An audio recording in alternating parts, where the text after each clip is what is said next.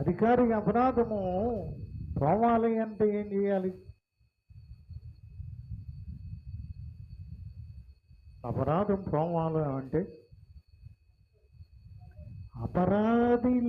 అపరాధము లేనటువంటిది, దోషము లేనటువంటి జీవం కావాలి.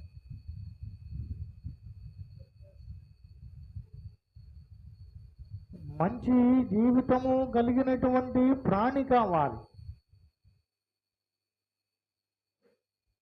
ఇక్కడ అధికారి పాపం పోవాలి అని అంటే ఎవరికి వచ్చింది ఇబ్బంది? ఇక్కడ ఒక మేక పిల్ల తల మీద చెయ్యించి దహన బలి పశువును వధించు చోట యెహోవా సన్నిధిని దానిని వధించవలెను. ఆయనేమో అపరాధము చేసి మూట కట్టుకోవచ్చు. ఆ పాపం పోవాలి అని అంటే ఒక నిర్దోషమైన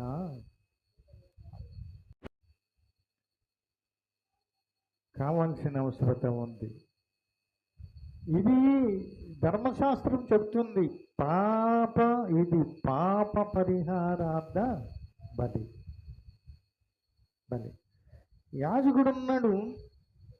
యాజకుడున్నాడు పాప పరిహారార్థ బలి. పశువు రక్తములో కొంచెము తన వేలితో తీసి దహన బలిపీఠము కొమ్ముల మీద చమిరి దాని రక్తశేషమును దహన బలిపీఠం మీద అడుగున వేయవలెను.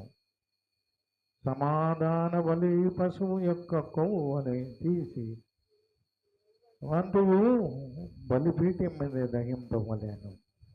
అట్లు యాజకుడు అతని పాపము విషయంలో అతని నిమిత్తము ప్రాయశ్చిత్తము చేయగా అతనికి క్షమాపణ కలుగును. ఎంత పని చేయాల్సి వస్తుందో! ఒక్క